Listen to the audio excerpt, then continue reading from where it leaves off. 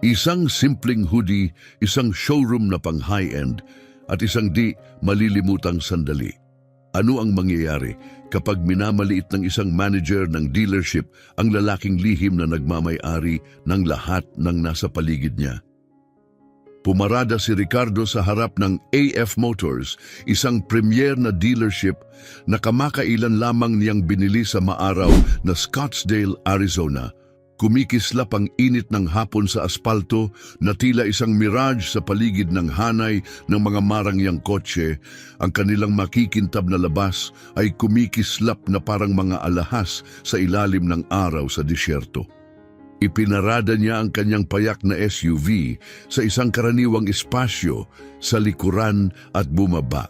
Huminga siya ng malalim at sandaling pinagmasdan ang modernong disenyo ng gusali.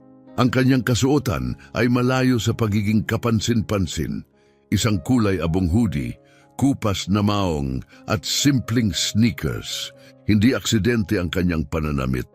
Gusto ni Ricardo na makita ang mga bagay kung ano talaga ang mga ito, nang hindi alam ng iba na ang bagong may-ari ay naglalakad sa kanilang pintuan.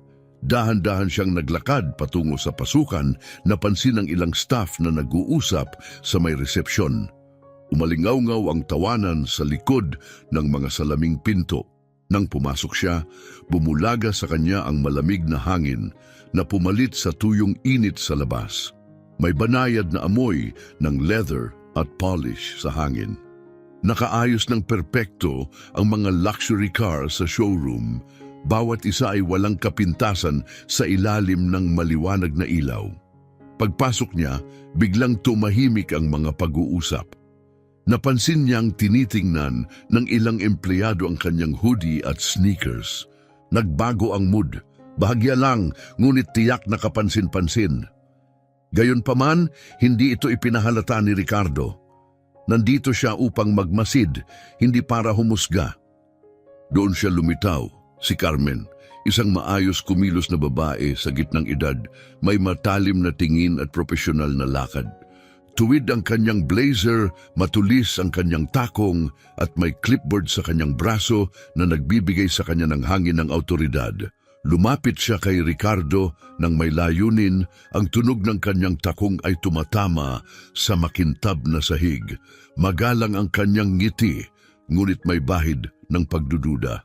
"Excuse me," malamig at formal ang kanyang tinig. "May maitutulong ba ako sa inyo?" Magaan nang umiti si Ricardo. "Tingin-tingin lang," sagot niya, sabay turo sa mga kotse.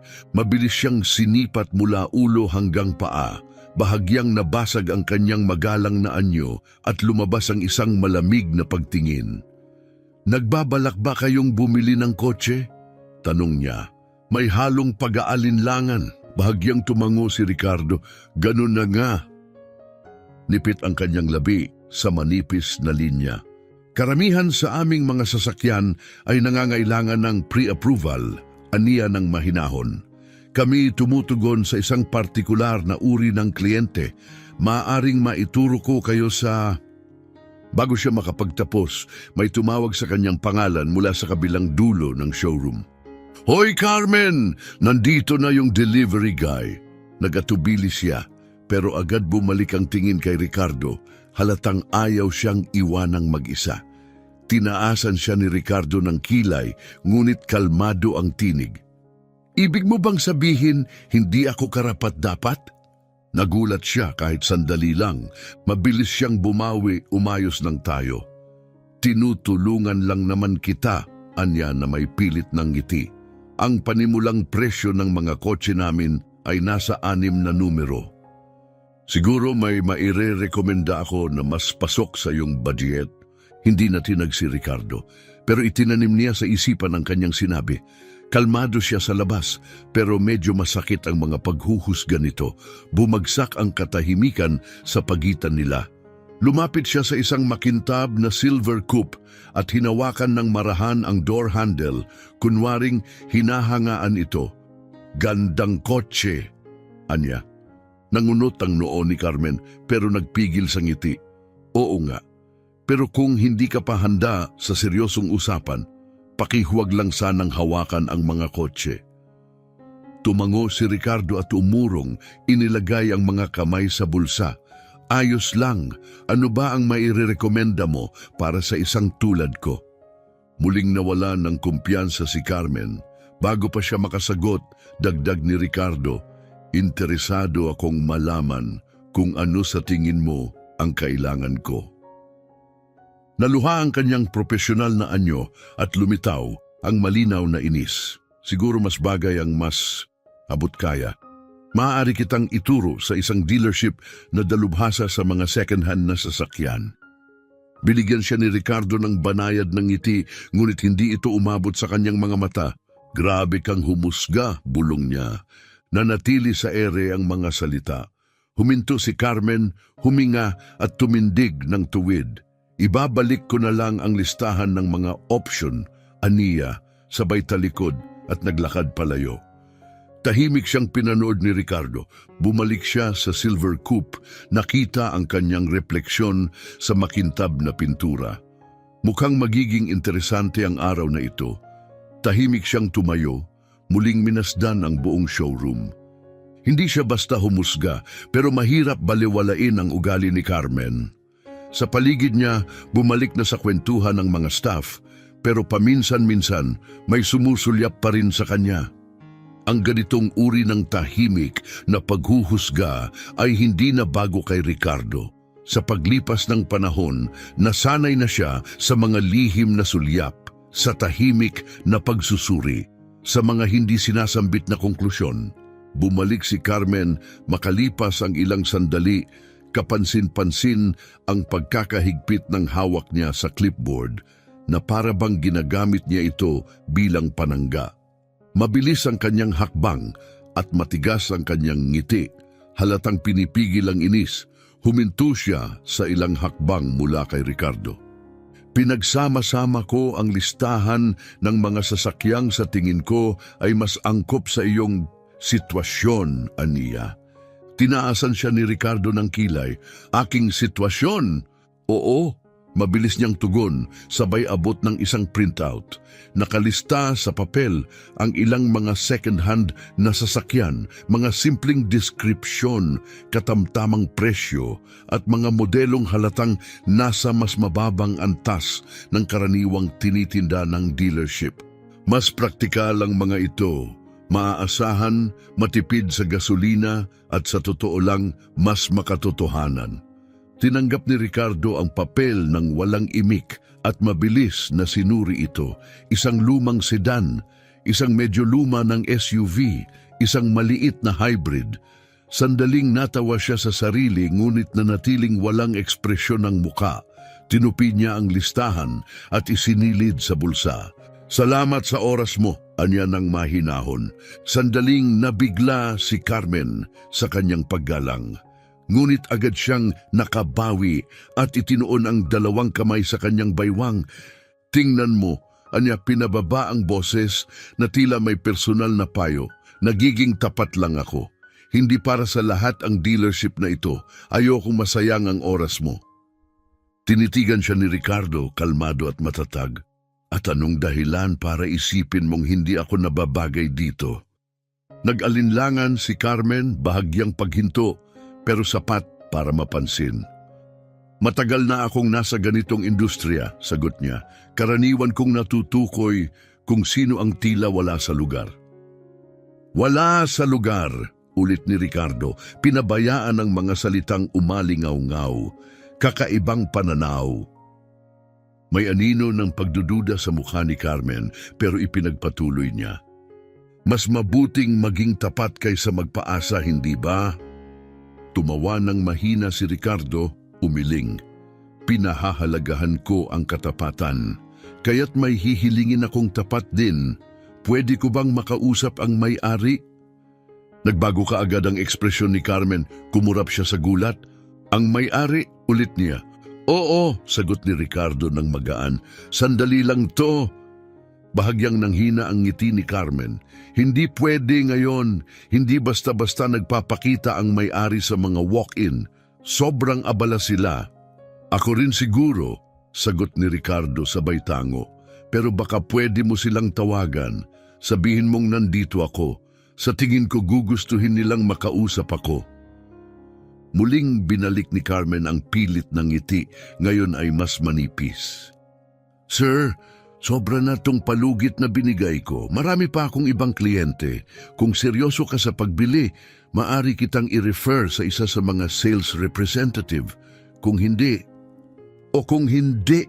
tanong ni Ricardo, kalmado pa rin pero mas may diin na ang tinig. Naniit ang mga mata ni Carmen, lumitaw na ang inis. Di mapipilitan akong paalisin ka. Namalagi sa hangin ng mga salita, punong-puno ng kahulugan. Tumigil ang paligid. Hindi gumalaw si Ricardo. Diretso ang tingin niya kay Carmen. Hindi mabasa ang mukha. Pagkatapos, marahan niyang inilabas ang kanyang telepono mula sa bulsa. Sige, anya habang nagsisimulang mag-scroll, ako na lang ang tatawag. Napako ang tingin ni Carmen sa kanya, litong-lito. Anong ginagawa mo? Tinatwagan ang may-ari, sagot ni Ricardo habang inaangat ang telepono sa tainga. Sandali lang to. Unti-unting nawala ang kumpiyansa sa mukha ni Carmen na palitan ng halatang pagkalito. Bumuka ang kanyang bibig pero walang lumabas. Sa paligid nila, natahimik ang buong showroom. Ang ilang empleyado'y napalingon at nanonood. Itinaas ni Ricardo ang isang daliri, magalang na sininyasan si Carmen na maghintay, saka lumakad ng kaunti palayo para sa tawag. Oo, ako to. Nandito ako sa Scottsdale location. Ayos naman lahat. May kaunting hindi pagkakaintindihan lang. Pakisabi na lang na nandito ako. Tinapos niya ang tawag, ibinalik ang telepono sa bulsa at muling hinarap si Carmen. Parating na sila, aniya ng simple. Kumurap si Carmen, halatang nabigla. Sino ang tinawagan mo? Hindi agad sumagot si Ricardo. Sa halip tumingin siya sa paligid, napansin kung gaano nakarami ang nanonood sa kanila. Malalaman natin, sagot niya na may munting ngiti. Lalong bumigat ang tensyon sa showroom, bawat segundo tila lumalawig. Nag-iba ang tindig ni Carmen, halatang hindi na komportable at unti-unti nang lumilitaw ang bitak sa kanyang profesional na anyo. Nagmamadali siyang bumalik sa kanyang clipboard. Pinagbalingan ito ng may sobrang pagkaseryoso. Kilos niya'y pilit, mekanikal. Si Ricardo naman, nakasandal lang ng walang kaba sa isa sa mga pinakamahal na SUV, tila ba nasa sariling lugar. Sa di kalayuan, bulungan ang mga empleyado, palihim na nagtitinginan at tila hinihintay ang susunod na mangyayari. Pagkatapos, nabasag ang katahimikan. Bumukas ang pinto ng showroom. Nabali ang katahimikan ng silid nang pumasok ang isang lalaki na nakasuot ng maayos na navy blue na suit. Marahan ang tunog ng kanyang makikinis na sapatos sa sahig. Kalma at magiliw ang kanyang mukha at pagkakita niya kay Ricardo, agad itong nagliwanag. Ginoong Santos, aniya ng may init ng pagbati, papalapit na may kumpiyansang hakbang at inilahad ang kanyang kamay. Magandang makita ka, Alex, sagot ni Ricardo. Tinanggap ang kamay nito na may matatag na pagkamay at isang banayad ng ngiti. Salamat sa pagpunta. Agad-agad, nagbago ang enerhiya sa showroom. Tumigil ang mga usapan. Maging si Carmen ay tila napako sa lugar, halos mabitawan ang kanyang clipboard habang salit-salit ang tingin sa dalawang lalaki. Matinding pagkabigla ang bumungad sa kanya. Mula sa pagkalito, lumitaw ang pagkabahala. Sandali lang, Ginoong Santos, tanong niya, halos pabulong. Humarap si Alex sa kanya, ang dating mainit na tono ay naging mas malamig. Carmen, mukhang nakilala mo na si Ginoong Santos. Nabigla siya, litong-lito. Akala ko kasi. Hindi mo alam na siya ang bagong may-ari ng dealership na ito? Sabat ni Alex, tinapos ang hindi niya masabi. Humarap siya kay Ricardo na may paghingi ng paumanhin sa mga mata. Sana hindi ito ang naging unang impresyon mo kung paano namin pinapatakbo ang lugar. Itinaas ni Ricardo ang kamay, pinatigil siya. Ayos lang, Alex, kaunting hindi pagkakaunawaan lang. Kalma ang kanyang tinig, ngunit may bigat ang mga salita. Puno ng tensyon ang katahimikan na sumunod. Namutla si Carmen, hinigpitan ang hawak sa kanyang clipboard na parang iyon na lang ang bumubuhay sa kanya. Pasensya na po talaga, mahinang sabi niya. Hindi ko po talaga alam. Tiningnan siya ni Ricardo, malumanay ngunit seryoso ang ekspresyon. Hindi mo alam ang ano? Tanong niya. Na ang isang tulad ko ay maaring magmay-ari ng lugar na ganito? Na baka naman karapat-dapat din ako dito? Nanlaki ang mata ni Carmen, hindi makaimik. Hindi ko sinasadya. Muli niyang itinaas ang kamay. Ayos lang, Carmen. Lumapit siya ng bahagya, binaba ang boses upang marinig ng lahat. Pero may itatanong ako. Kung hindi ako ang may-ari, kung isa lang akong karaniwang customer na pumasok dito, suot ang hoodie na, ganun pa rin ba ang trato mo sa akin? Makakakuha ba ako ng parehong respeto tulad ng isang nakasuit? Bubukas sana ang bibig ni Carmen pero walang lumabas, sapat na ang katahimikan. Bumaling si Ricardo kay Alex, mahinahon ngunit matatag ang tinig. Tawagin na natin ang lahat sa conference room.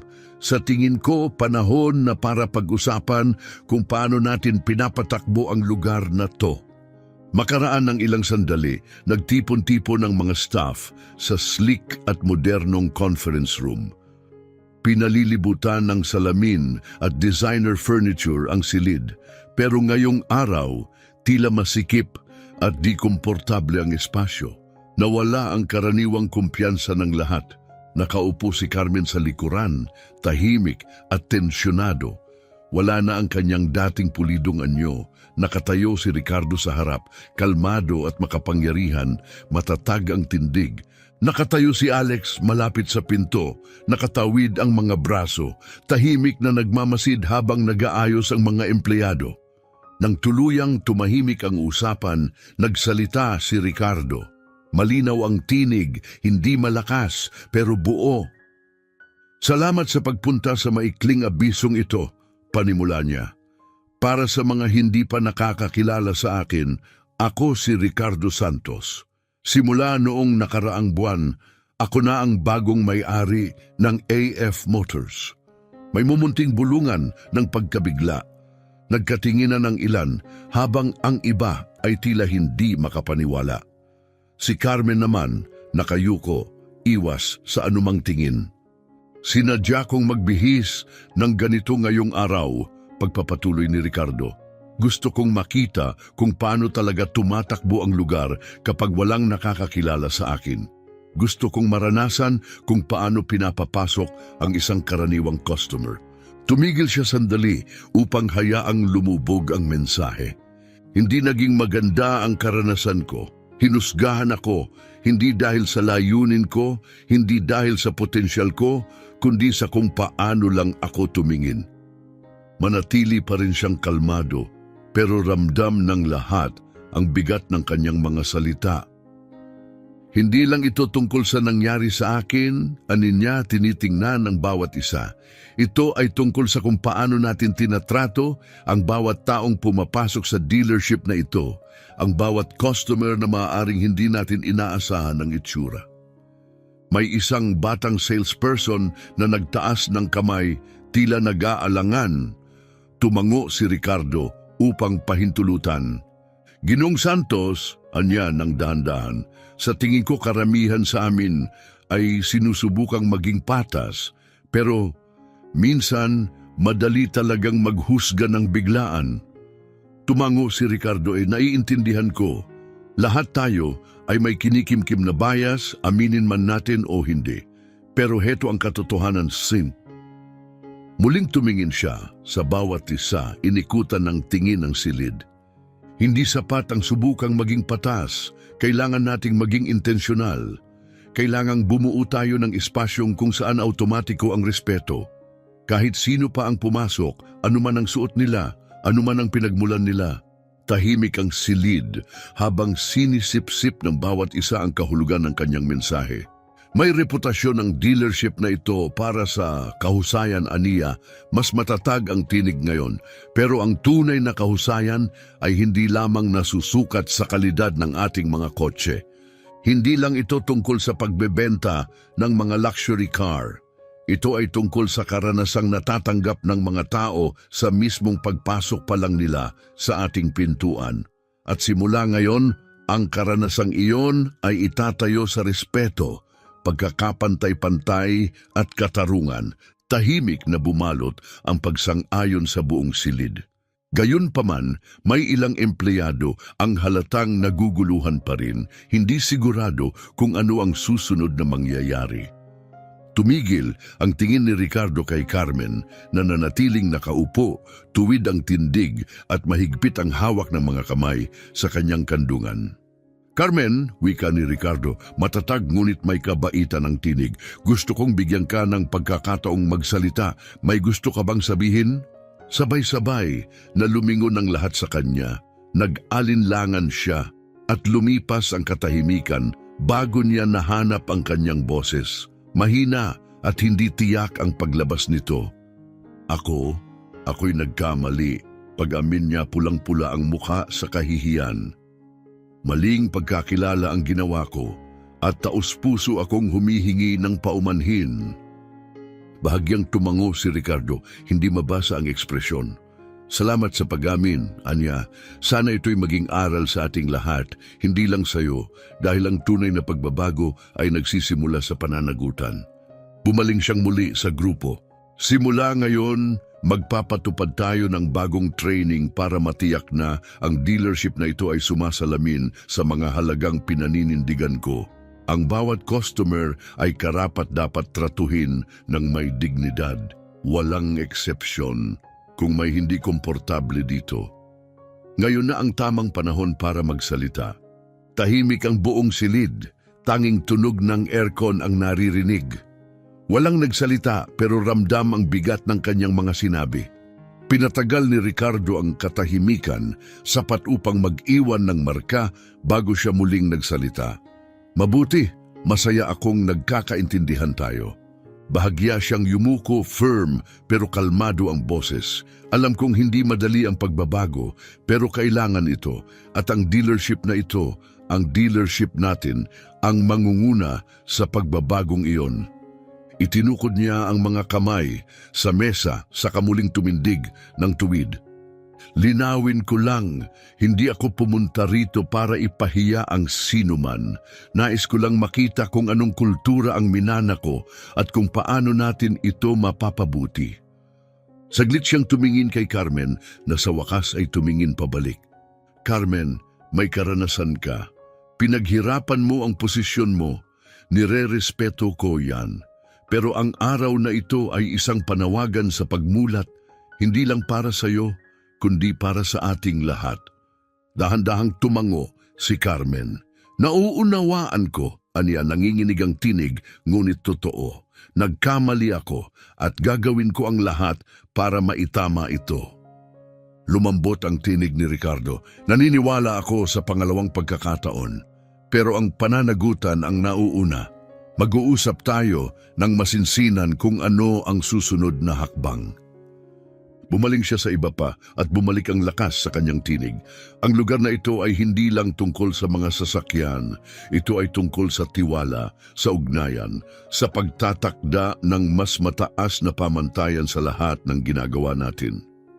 Sa pagkakataong ito, nang muling magsalita ang grupo, ramdam ang pagkakaisa. Maging si Alex, na nanatiling tahimik sa may pintuan, ay bahagyang tumango bilang pagsang-ayon. Bahagyang ngumiti si Ricardo, isang ngiting may halong determinasyon at pag-asa. Sige, Ania, balik tayo sa trabaho.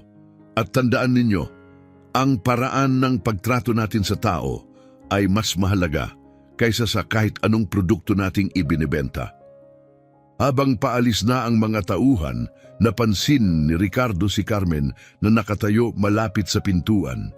Dahan-dahan siyang lumapit, halatang kabado at paikot-ikot ang mga daliri. Ginoong Santos, mahinang wika niya, salamat po sa pagbibigay ng pagkakataong magbago. Hindi ko po kayo bibiguin. Tinitigan siya ni Ricardo sa mata. Sana'y totoo yan, Carmen. Mahalaga ang mga salita, pero higit na mahalaga ang kilos. Naniniwala akong pwedeng magbago ang tao, basta handa sila. Tumango si Carmen, halatang emosyonal. Handa ako. Pinanood niya itong lumakad palayo, saka bumaling kay Alex. Magtakda tayo ng buong staff meeting sa susunod na linggo. Gusto kong malinaw sa lahat ang bagong pamantayan. Ngumiti si Alex, halatang humahanga. Opo, boss. Naglakad pabalik si Ricardo sa showroom. Pinagmamasdan ang mga eleganteng kotse na kumikislap sa ilalim ng araw. Iniisip niya ang landas sa hinaharap, ang trabahong kakailanganin. Pero sa unang pagkakataon sa araw na iyon, nakaramdam siya ng pag-asa. Dahil hindi lang ito tungkol sa pagpapatakbo ng isang dealership. Ito ay tungkol sa pagbuo ng isang mas mabuting espasyo. Isang lugar kung saan nakikita at kinikilala ang mga tao sa kung sino talaga sila. At handa na si Ricardo na pangunahan ng pagbabagong iyon.